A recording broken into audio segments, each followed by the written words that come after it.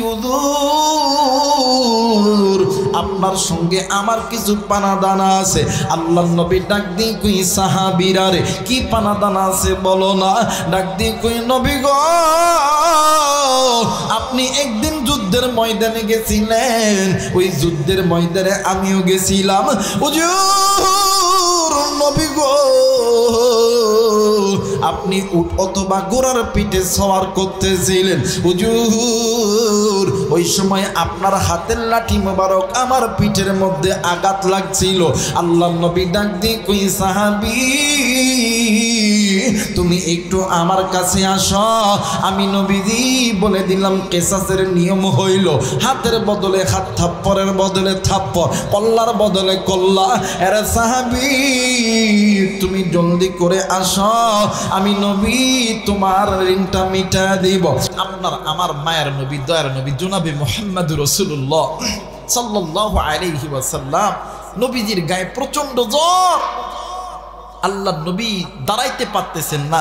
নবীজির সামনে আবু বকর, ওমর, উসমান, আলী গেছেন। আল্লাহ নবী ডাক দিয়ে কই ও সাহাবাইরা তোমরা মদিনার বুকে একটু এলান করে দাও, আমি নবীজি একটু মদিনাবাসীর সঙ্গে একটু কথা বলবো। আওয়াজ করে বলেন তো আল্লাহু আকবার। আমার নবী মদিনায় এলান হয়ে গেছে। আপনারা যেমন এমন জমাট কইরা এসে বইছেন, মদিনার বুকে এলান করছে, নারী পুরুষ যুবক যুবতী এমন করে এসে বইসা গেছে। আল্লাহ নবীর গায়ে প্রচন্ড জ্বর, নবী দাঁড়াইতে পারতেছেন না। হযরত আলীর কাঁধের উপরে হাত দিয়া আল্লাহ নবী দাঁড়াইছে। আল্লাহ নবী দাঁড়ায় ডাক দিয়ে কই সাহাবীরা রে আমি নবী চলে যাব, আমি নবী চলে যাব, কিন্তু যাওয়ার আগে আমি নবীজি তোমাদের কাছে একটু মাপ চেয়ে নিতে চাই। আল্লাহ নবী যখনই বলছে আমি চলে যাব, এই কথা বলা মাত্র নারী পুরুষ যুবক যুবতী ডাক দিয়ে কই হাই রে মদিনা অন্ধকার হয়ে যাবে, কে আমাদেরকে দিনের দাওয়াত দিবে, কে আমাদেরকে জাহান্নামের আগুন থেকে বাঁচাবে। এই কথা কয়ার নারী পুরুষগুলো কান্দে। আল্লাহর নবী ডাক দেখে এই সাহাবী কুল্লু নাফসিন যায়িকাতুল মাউত, মৃত্যুর স্বাদ একদিন না একদিন সকলকেই ভোগ করতে হবে, কিন্তু এই দুনিয়া ছেড়ে যাওয়ার আগে গুনাহ থেকে নিজেকে বাঁচতে হবে। সাহাবীরে কেউ একদিন পরে যাবে, কেউ একদিন আগে যাবে, কিন্তু সাহাবী আমি নবীও চলে যাব, আমার মনে হয় আমি বেশি দিন বাঁচব না। সাহাবীরে তোমাদের ভিতরে আমি নবীর সঙ্গে যদি কোনো পানা দানা পেয়ে থাকে আমি নবীকে বলো, আমি নবী তোমাদের পানা দানা মিটায় দিব। সুবহানাল্লাহ বলবেন না? যেই নবীর আল্লাহ সামনের গুনাহ মাফ করছে। ওলামা হযরত আছেন জিজ্ঞাসা করেন আল্লাহর নবীর সামনের গুনাহ মাফ, পিছনের গুনাহ মাফ, এরপরও নবী জাহান্নামের ভয়ে ডুকরে ডুকরে কাঁদতেছে। ইতিমধ্যে হঠাৎ করে একজন সাহাবী ডাক দিয়ে কই হুজুর আপনার সঙ্গে আমার কিছু পানা দানা আছে। আল্লাহর নবী ডাক দিয়ে কই সাহাবী কি পানা দানা আছে বলো না। ডাক দিয়ে কই হুজুর একদিন আপনি আসরের নামাজ পড়ার পরে আপনি বাজারে যাইতেছিলেন, একজন সায়েলকারী ব্যক্তি, একজন ভিক্ষুক ব্যক্তি আপনার কাছে হাত পেতেছিল, আপনার পকেটে টাকা ছিল না, আপনি আমার কাছ থেকে টাকা লইয়া ওই ভিক্ষুক ব্যক্তিরে দিছেন। আল্লাহর নবী ডাক দিয়ে কই আলী রে জলদি করে আমার ব্যক্তিগত কোষাগার থেকে আমার এই ভাইয়ের পাওনাটা মিটিয়ে দাও, কারণ আমি নবীজি যদি গুনাহ লইয়া আল্লাহর কাছে যাই আমার আল্লাহ লজ্জা পাবে। না না আমি নবীজি গুনাহ লইয়া আল্লাহর কাছে যাইতে চাই না। জোরে বলেন আল্লাহু আকবার। মুসলমান ভাইরা আমার বন্ধুগণ, হযরত আলী রাদিয়াল্লাহু তাআলা আনহু বাজান রে এইবারে মা ফাতেমার কাছে গেছে, ডাক দিয়ে কই ফাতেমা রে তোমার বাবার ব্যক্তিগত কোষাগার থেকে কিছু টাকা আমারে দাও। তোমার বাবা দুনিয়াতে থাকা অবস্থায় ঋণগ্রস্ত ছিল, তোমার বাবার এই ঋণের মামলাটা মিটাইতে হবে। ও বাজান হযরত আলী রাদিয়াল্লাহু তাআলা আনহু ওই টাকাটা নিয়ে যখন নবীর হাতে দিল, আল্লাহর নবী ডাক দিয়ে কই সাহাবী এই যে টাকাটা না আমি নবীর আল্লাহর হস্তে মাফ করে দাও। আল্লাহর নবী ডাক দিয়ে কই সাহাবীরা রে তোমাদের ভিতরে যদি কোনো সাহাবী থেকে থাকে আমি নবীর সঙ্গে পানা দানা আছে, আমি নবীরে বলে দাও, আমি নবী তোমাদের পানা দানা মিটিয়ে দেব।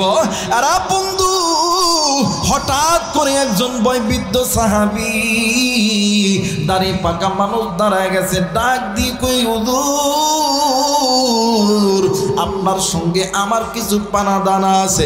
আল্লাহর নবী ডাক দিয়ে কই সাহাবীরা রে কি পানা দানা আছে বলো না। ডাক দিয়ে কই নবী গো আপনি একদিন যুদ্ধের ময়দানে গেছিলেন, ওই যুদ্ধের ময়দানে আমিও গেছিলাম। হুজুর নবী গো আপনি উট অথবা ঘোড়ার পিঠে সওয়ার করতেছিলেন। হুজুর ওই সময় আপনার হাতের লাঠি মোবারক আমার পিঠের মধ্যে আঘাত লাগছিল। আল্লাহর নবী ডাক দিয়ে কই সাহাবী তুমি একটু আমার কাছে আসো। আমি নবীজি বলে দিলাম কেসাসের নিয়ম হইল হাতের বদলে হাত, থাপ্পরের বদলে থাপ্পর, কল্লার বদলে কল্লা। এরা সাহাবী তুমি জলদি করে আসো, আমি নবী তোমার ঋণটা মিটা দিব। এইবারে সাহাবী যখন এক পা দুই পা করে নবীদের দিকে আসতেছিলেন, আল্লাহর নবীর সাহাবী আবু বকর সাহাবীর সামনে দাঁড়ায় গেছে। ডাক দিয়ে কই সাহাবীরা রে যেই নবীর জন্য আল্লাহ জান্নাত বানাইছে জাহান্নাম বানাইছে 18,000 মাখলুক তৈরি করছে, ওই নবীকে মারার জন্য তুমি যাইতেছ। এরা সাহাবী আমি আবু বকর জিন্দা থাকতে আমার নবীর গায়ে লাঠির আঘাত লাগতে দিব না। মুসলমান ভাইরা আমার বন্ধুরা রে এইবারে হযরত ওমর রাদিয়াল্লাহু তাআলা আনহু তরবারি ক্রসমুক্ত করিয়া ওই সাহাবীর সামনে দাঁড়ায় গেছে। ডাক দিয়ে কই সাহাবী তুমি কোন নবীর গায়ে পিঠে লাঠির আঘাত করতে যাইতেছ? তুমি তো জানো না ওই নবীর প্রেমে আমি ওমর পাগল পারা। তুমি যদি মারতে হই এই দেই তরবারি নাও, আমি ওমর কল্লা পেতে দিব। আমি ওমর মরতে রাজি, আমি ওমর জিন্দা থাকতে ওই লাঠির আঘাত আমার নবীর গায়ে লাগতে দিতে রাজি নয়। মুসলমান ভাইরা আমার বন্ধুগণ আল্লাহর নবী ডাক দিয়ে কই আলী রে এরে আবু বকর এরে ওসমান তোমরা কি চাও আমি নবীজি গুনাহ লইয়া আল্লাহর কাছে যাইতে? এরে সাহাবীরা রে তোমরা শুনে নাও, আমি নবীজি যদি গুনাহ লইয়া আমার আল্লাহর কাছে যাই তাইলে আমার আল্লাহ কষ্ট পাবে। আর দিনাজপুরের বাইরে রে এরা আবাসন এলাকার মা বোনেরা এরে বিরামপুরের বাবারা নবী যদি গুনাহ লইয়া কবরে যাইতে না চায় বলেন তো দেখি তুমি আমি কি এমন আমল করছি, তুমি আমি কি এমন আমল করছি যে আমল করিয়া তুমি আমি জান্নাতে যাব? বাজান এখনো সময় আছে, গুনাহ যদি ভুলেও করে থাকো আল্লাহর কোরআনটা ধরো। এইবারে আল্লাহর নবীর সাহাবী হাঁটি হাঁটি পা পা কইরা যখন নবীর সামনে আসতেছিলেন আল্লাহর নবীর সামনে এসে ডাক দিয়ে কই হুজুর ইয়া রাসূলুল্লাহ ইয়া হাবিবাল্লাহ আমার গায়ে যখন ওই লাঠির আঘাত লাগছিল তখন তো আমার গায়ের মধ্যে কোনো কাপড় ছিল না। আল্লাহর নবী চট কইরা চাদরখানা খুলিয়া দিয়েছে। এইবারে সাহাবী নবীর পিছনে দাঁড়ায় লাঠি লইয়া যখন নবীরে মারতে যাবে কোথা থেকে নবীর দুইটা নাতি ইমাম হাসান আর হুসাইন দুইরা আয়েশা মুরব্বী সাহাবীর পা চাপটি মেরে ধরছে। ডাক দিয়ে কই দাদা ভাই আপনি কোন নবীর পিঠে লাঠির আঘাত করতেছেন গো দাদা ভাই? আপনি জানেন না যেই নবীর গায়ে আল্লাহ তাআলা মুসামাতি পর্যন্ত পড়া হারাম করছে, যেই নবীর চেহারার দিকে মোহাব্বতের নজরে তাকাইলে, যেই নবীরে ভালোবাসলে, যেই নবীর উপরে ঈমান আনলে আমার আল্লাহ মানব জাতিকে জাহান্নাম থেকে জান্নাতে দেয়। ওই নবীর পিঠে আপনি লাঠির আঘাত করার জন্য যাইতেছিলেন। আল্লাহর নবী ডাক দিয়ে কই ইমাম হাসান আর হুসাইন আয় আয় আয় আয় তোরা দুই নাতি আমার কাছে আয়। এইবারে ইমাম হাসান আর হুসাইন যখন নবীর কাছে আসলো আল্লাহর নবী দুনু ভাইয়ের দুনু গালে চুম্মা দিয়া ডাক দিয়ে কই হাসান সত্যি কইরা বললে না না ভাই তোমরা দুনু নাতি কি আমি নবীরে সত্যি ভালোবাসো? ডাক দিয়ে কই না না হ্যাঁ আমি সত্যি ভালোবাসি। ডাক দিয়ে কই না না গো আমাদের নিজের জীবনের চাইতে আপনি নানারে বেশি ভালোবাসি।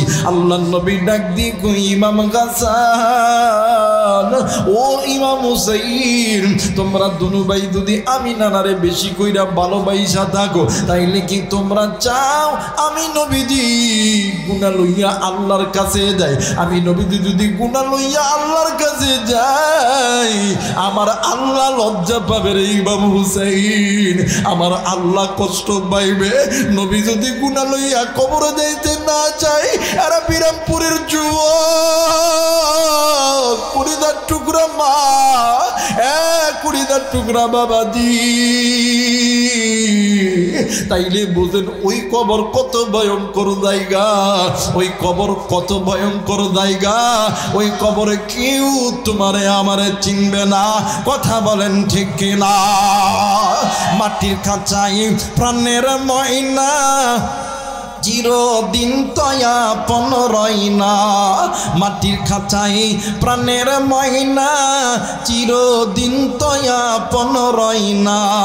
খাঁচা ভেঙে পালিয়ে যাবে, খাঁচা ভেঙে পালিয়ে যাবে হইলে আল্লাহর ডাক রে। গোরস্থানের একটু মাটি বাইনা করে রাখ রে, গোরস্থানের একটু মাটি বাইনা করে রাখ রে। নারাই তাকবীর, নারাই তাকবীর, নারাই তাকবীর। একটু আমার সঙ্গে বলেন না, মাটির খাঁচাই প্রাণের ময়না চিরদিন তয়াপন রয় না। খাঁচা ভেঙে পালিয়ে যাবে, খাঁচা ভেঙে পালিয়ে যাবে হইলে আল্লাহর ডাক রে। গোরস্থানের একটু মাটি বাইনা করে রাখ রে, গোরস্থানের একটু মাটি বাইনা করে রাখ রে। লা ইলাহা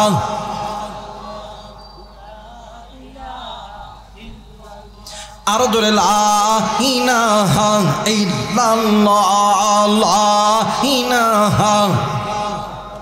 বাদান আল্লাহর নামের জিকির করতে কি কষ্ট হয়, গুনাহ হয়?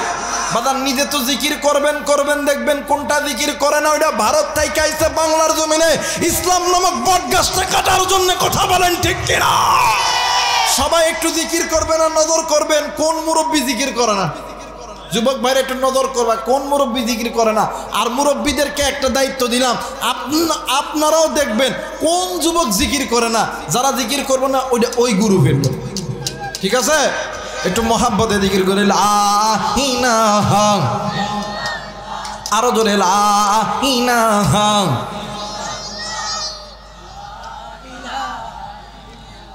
লা ইলাহা ইল্লাল্লাহু মুহাম্মাদুর রাসূলুল্লাহ।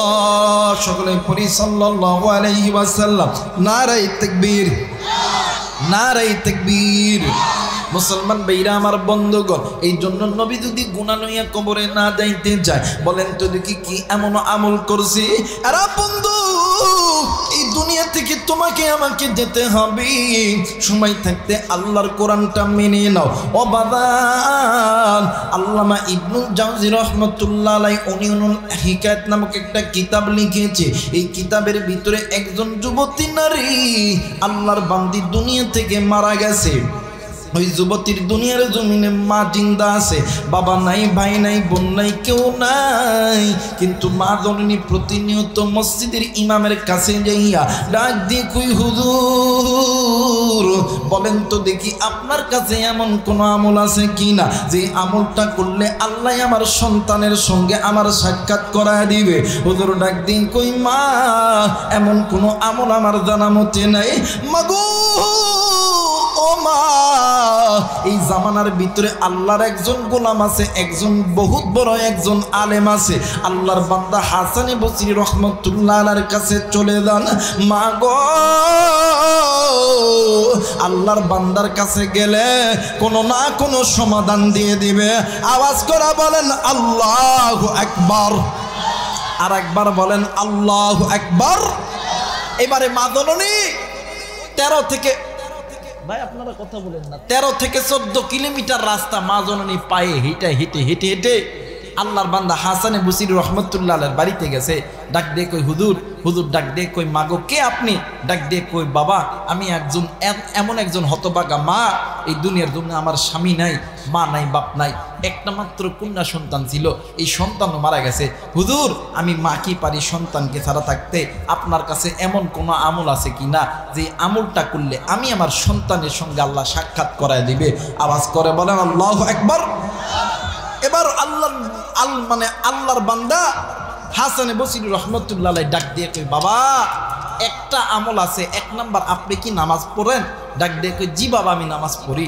বলতেছে আপনি প্রতিদিন 5 ওয়াক্ত নামাজ যখন শেষ হয়ে যাবে এশার নামাজের পরে আপনি 2 রাকাত সালাতুল হাজতের নামাজ আদায় করবেন আর আল্লাহর কাছে কান্নাকাটি করবেন, আপনি ঘুমাইবেন, নবীর উপরে দরুদ পড়বেন, আল্লাহ আপনার চোখের পানি আর নবীর দরুদের মহাব্বতে আপনার সন্তানের সঙ্গে সাক্ষাৎ করায় দিবে।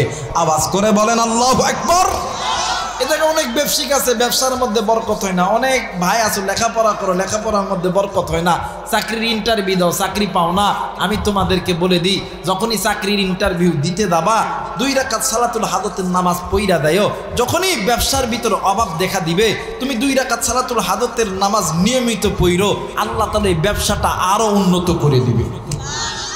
আল্লাহর বান্দা মা জননী আল্লাহর বান্দি প্রতিদিন এই নামাজ পড়তে আছে। কয়েকদিন যখন অতীত হয়ে গেছে, একদিন রাত্রিবেলা আল্লাহর বান্দা স্বপ্নের মধ্যে দেখে যে তার কলিদা টুকরা সন্তান ডাক দিয়ে কই মা, ও মা, মাগো তুমি নজর করিয়া দেখো না মা, এই কবরের আযাব আমি তোমার সন্তান আর সহ্য করতে পারি না। বলেন তো দেখি, সন্তান ল্যাংড়া হোক, লুলা হোক, কানা হোক, খোড়া হোক, চোর হোক, ডাকাত হোক, লুচ্চা হোক, বদমাইশ হোক, এই সন্তান যদি বিপদে পড়ে, সন্তানরে কেউ যদি মারে, কেউ যদি গালি দেয়, কোনো মা কোনো বাপ কি সহ্য করতে পারে? আরেকবার বলেন পারে? মুসলমান ভাইরা আমার বন্ধুগণ, আর লম্বা নয়, কোনো দিকে কোনো নজর নিবেন না।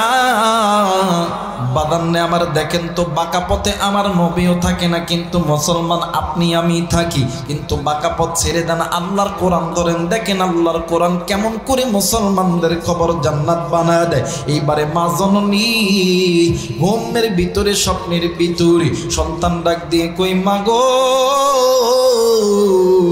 আমি এই কবরে আযাব সহ্য করতে পারি না। এই দুনিয়ার জমিনে এমন কোনো মা নেই, এমন কোনো বাবা নেই, সন্তানের বিপদে মা বাবা কোনোদিন চুপ করে বসে থাকতে পারে। মুসলমান ভাইরা আমার বন্ধুগণ, এইবারে মা জননী সন্তানের মুসিবত দেখিয়া মাও ডুকরে ডুকরে কান্দে। মা জননী ঘুম থেকে উঠিয়া ঘরের ভিতর থেকে একটা বালতি নইয়া কূপের পাড়ে গেছে, কূপের ভিতর থেকে পানি তুলিয়া সন্তানের কবরে ডালে আর চিৎকার করে করে ডাক দিয়ে কই এলাকাবাসী, আমার সন্তানকে আগুন থেকে বাঁচাও, বাঁচাও। আগুনের কথা শুনিয়া এলাকার হাজার হাজার মানুষগুলি জড়ো হইয়া গেছে। ডাক দিয়ে কই মা গো, তুমি এই কবরের মধ্যে এই রাত্রিবেলা কেন পানি ঢালতেছো? মা জননী ডাক দিয়ে কই বাবা গো, এই কবরের ভিতরে আমার মাইয়া আছে আর এই কবরের ভিতরে আগুন দাও দাও করে জ্বলতেছে। এলাকার মানুষগুলি ডাক দিয়ে কই মা, আপনি এইটা স্বপ্ন দেখছেন গো মা, বাস্তবে এখানে কোনো আগুন নাই। মা জননী ডাক দিয়ে কই বাবা গো, আমি মা যদি স্বপ্নে দেখে থাকি, আমি মায়ের স্বপ্ন কোনোদিন মিথ্যা হবে না। আরে বন্ধু, এইবার মা জননী রাত্রি বেলা 12 থেকে 13 কিলোমিটার রাস্তা পায়ে হেঁটে হেঁটে আল্লাহর বান্দি চলে গেছেন হাসানে বসরি রহমতুল্লাহ আলাইহির বাড়িতে। এইবারে হুজুরকে যখন ঘুম থেকে জাগায় তুলছে, হুজুর ডাক দিয়ে কই মা গো, আপনি এই রাত্রিবেলা আপনি আমার বাড়িতে কেন আইছেন গো মা? আইছেন তো আইছেন, আপনার পুরো শরীর কেমন জানি পানিতে ভেজা। মা জননী ডাক দিয়ে কই হুজুর, দুনিয়ার জমিনে সন্তান যদি বিপদে থাকে, দুনিয়ার জমিনে কোনো মা কোনো বাবাকে কোনোদিন চুপ কইরা বসিয়া থাকতে পারে? হুজুর আমি মা আজকে রাত্রিবেলা স্বপ্নে দেখি আমার কলিজার টুকরা সন্তান জাহান্নামের আগুনে জ্বলতেছে। আমি মারে মা কইয়া ডাক দেই, আমি মা সন্তানের বেদনা কি সহ্য করতে পারি রে? বাসস্থানের বাবারা, এরে কলিজার টুকরা মুরব্বীরা, এরে কলিজার টুকরা যুবকরা, এরে কলিজার টুকরা মারা, আমি জানি না এই ময়দানে কার জানি সন্তান দুনিয়া থেকে চইলা গেছি, কার জানি ছেলে সন্তান কন্যা সন্তান দুনিয়াতে নাই, কার জানি ছেলে সন্তান কবর থেকে ডাক দিয়ে কই আব্বু আমি এই কবরে আযাব সহ্য করতে পারি না, ওগো বাবা আমি এই কবরে আযাব সহ্য করতে পারি না। আমি জানি না রে এই কবরে কার জানি মা নাই, কার জানি বাবা নাই, কার মা জানি কবরে, বাপ জানি কবরে, কার মা জানি ডাক দিয়ে কই বেটা রে আমি মায়ের কথা কি মনে পড়ে না, আমি বাবার কথা কি মনে পড়ে না? শোন রে বেটা শোন, একদিন আমি মা তুই সন্তানের জন্য কোনোদিন সুখকে সুখ বলিয়া গণ্য করি নাই, হারামকে হারাম বলিয়া গণ্য করি নাই। বাপ ডাক দিয়ে কই বেটা একদিন আমি বাবা তোর জন্য কতই না কষ্ট করছি, আজকে আমি বাবার কবরে আযাব হয়, আমি মায়ের কবরে আযাব হয়, তুই সন্তানের কি একটু মনে পড়ে না? মা দনে ডাক দিয়ে কই হুজুর আমি মা কি পারি আমার সন্তান জাহান্নামের আগুনে জ্বলবে? হুজুর আপনার কাছে এসেছি, এমন কোন আমল আপনার কাছে আছে কি না যে আমলটা করলে আল্লাহ তাআলা আমার সন্তানের কবরের আযাব মাফ করে দিবে? হুজুর বলেন আমলের কথা বলেন। এইবারে হুজুর ডাক দিয়ে কই মা গো আপনি কি আমলটা করতে পারবেন গো? মা দননি ডাক দিয়ে কই হুজুর সন্তানের সুখের জন্য আমি মায়ের যদি ভিক্ষা করতে হয়, আমি মায়ের যদি রক্ত যদি বিক্রয় করতে হয়, আমি মায়ের যদি জীবনও দিতে হয়, আমি মা বাবা সব কিছু দিতে রাজি আছি, কিন্তু আমি মা চাই না আমার সন্তান আল্লাহর জাহান্নামে জ্বলবে। আর যুবক বন্ধু এই ময়দানে জানি না কার জানি কলেজার টুকরা মা জিন্দা আছে, কার জানি বাবা জিন্দা আছে। এই দুনিয়ার জমিনে মা যার জিন্দা আছে, বাপ যার জিন্দা আছে, তার মতন সুখী আর কেউ নাই রে বাবা। মা যার নাই রে, বাবুজার নাই রে, তার মতন দুঃখী তার মতন অসহায় কেউ নাই রে বাবা। ওই মা যেদিন মরিয়া যাইবে ওই দিন বুঝবো তুমি কত বড় নিয়ামত তুমি হারাইছ। এরে যুবক আজকে কোন মায়ের কথা তোমার মনে পড়ে না, কোন বাবার কথা তোমার মনে পড়ে না? আসমানের নিচে জমিনের উপরে আল্লাহ এবং নবীর পরে সবচাইতে দামি সম্পদ হইল তোমার মা আর বাবা। আল্লাহ রব্বুল আলামিন ডাক দিয়ে বললেন পৃথিবীর মানুষ শুনে নাও, অকদা রব্বুকা আল্লাহ তা'বুদু ইল্লা ইয়্যাহু ওয়া বিল ওয়ালিদাইনি ইহসানা। দুনিয়ার জমিনে যেই সন্তানগুলো পিতামাতার খেদমত করবে, পিতামাতার প্রতি ইহসান করবে, দয়া করবে, ওই পিতামাতা এই সন্তানের প্রতি খুশি, আমার আল্লাহর জান্নাতের দরজা খুলে যাবে। পিতামাতা যদি অসন্তুষ্ট হয় আমি আল্লাহর জাহান্নামের দরজা খুলে যাবে। আর যুবক বন্ধু আমার নবী ডাক দিয়ে কই উম্মত শুনিয়া লাও, দুনিয়ার জমিনে যদি কোনো উম্মত পিতামাতার খেদমত করে হাসরের ময়দান যেদিন কায়েম হবে আমি নবীদের সুপারিশে জান্নাতে যাবে। আজকে কোন যুবকের মা নাই রে, কোন যুবকের বাবা নাই? আবার অনেক যুবকের বাবা আছে, মা আছে। যুবকদেরকে বলবো, মুরব্বীদেরকে বলবো, মা বাবা যাদের জিন্দা আছে ওই মা বাবার কাছ থেকে দোয়া নিবেন, ওই মা বাবার কাছ থেকে দোয়া নিবেন, ওই মা বাবার কাছ থেকে দোয়া চাইবেন। এই ময়দানে যত মানুষ আপনি আমি আছি, নারী পুরুষ যুবক যুবতী, আমরা অনেক সময় আলেমদের কাছে দোয়া চাই, হুজুর একটু দোয়া কইরেন, আল্লাহ যেন আমারে আর্মি বানায়, আল্লাহ জানো আমারে পুলিশ বানায়, আল্লাহ জানো আমারে বিডিআর বানায়, হুজুর আল্লাহ যাতে আমার ব্যবসার ভিতরে বরকত দেয়, হুজুর আল্লাহ যাতে আমারে কোটি কোটি টাকার মালিক বানায় দেয়। আর বিরামপুরের যুবক, আলেম ওলামা দোয়া করলে দোয়া কবুল, কিন্তু আলেমদের দোয়ার আগে দুইজন ব্যক্তির দোয়া কবুল। কেমন কইরা বুঝাইলে বুঝবিন ও মুসলমান? কোরআন মাথায় নিয়ে বলতেছি, এই দুনিয়ার জমিনে যদি কোনো সন্তানের মা আর বাবা সন্তানের জন্য আল্লাহর কাছে দোয়া করে, আমার মালিক আমার আল্লাহ মা বাবার চাইতে দেরি হয়, আমার আল্লাহ কোনো দিন দিতে দেরি করে না। একটু আওয়াজ করে বলেন সুবহানাল্লাহ, আর একবার বলেন সুবহানাল্লাহ।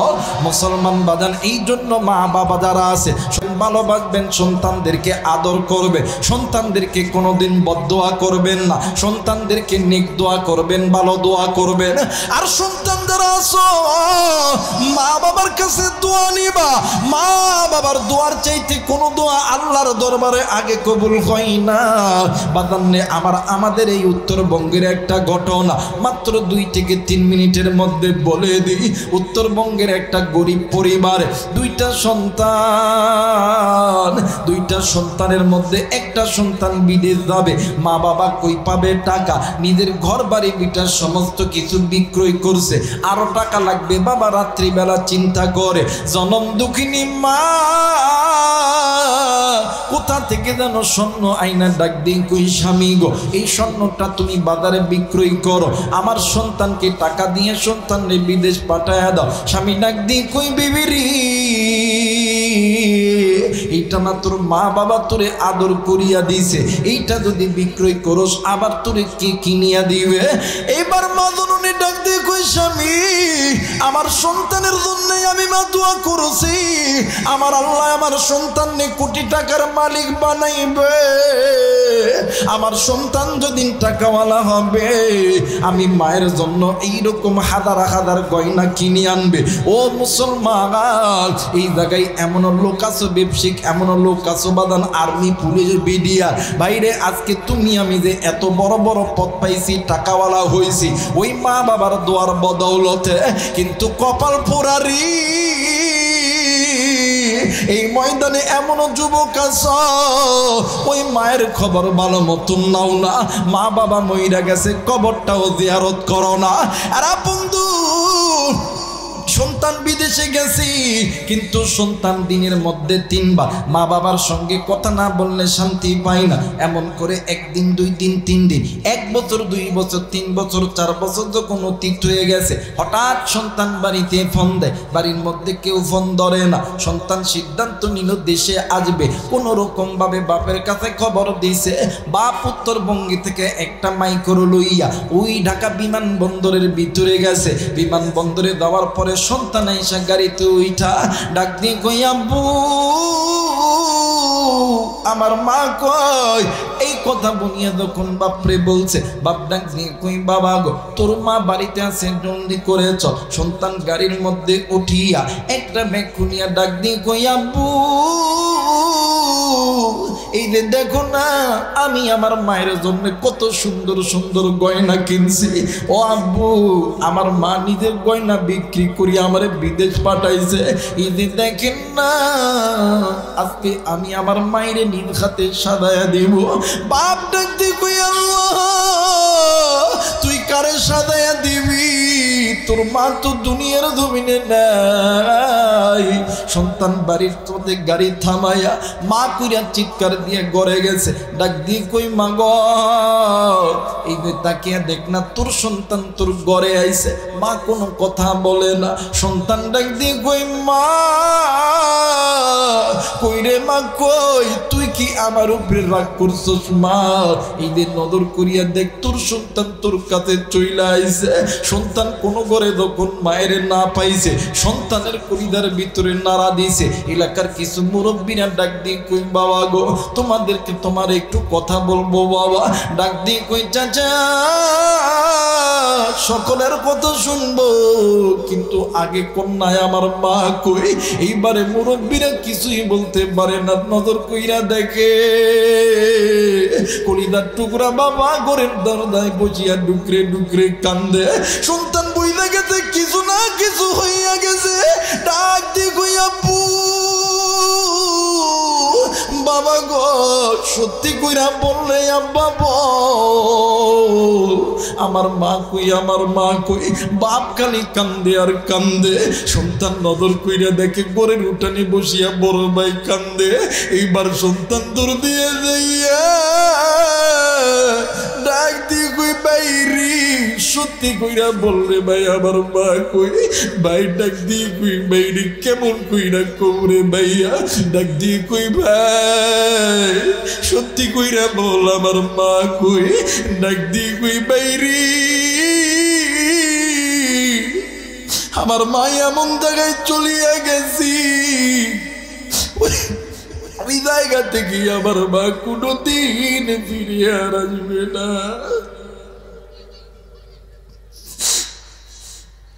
নাই দেখো বাইরে,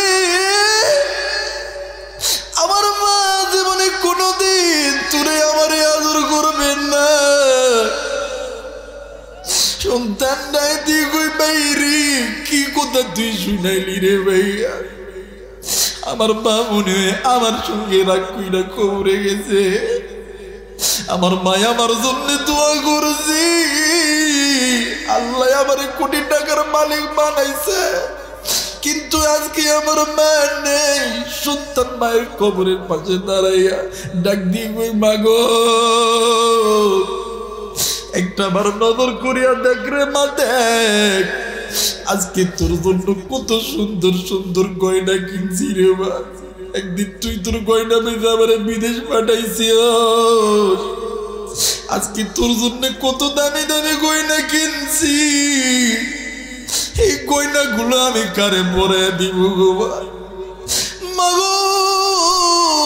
উঠ মায়ুর, এমন জনম দুঃখিনী মা যেখার নেই রে যুবক, বাপ যেখানে নেই রে যুবক। কার মা কবরে গেছে, কার বাবা কবরে গেছে। বাদান আবার নিমিষের ভিতরে এই মোবাইলের মাধ্যমে বাংলাদেশ সহ বিশ্বের সমস্ত দেশের খবর পাওয়া যায়, কিন্তু বাড়ির কাছে মায়ের কবর, বাবার কবর, ওই কবরের খবর তোর আমার কাছে নেই। আমি জানি না রে এই ময়দানে কোন মা কোন বাবা গুনা লইয়া কবরে গেছে। কার মা জানি ডাক দিয়ে কই বেটা, এই কবরে আঘাত সহ্য করতে পারি না।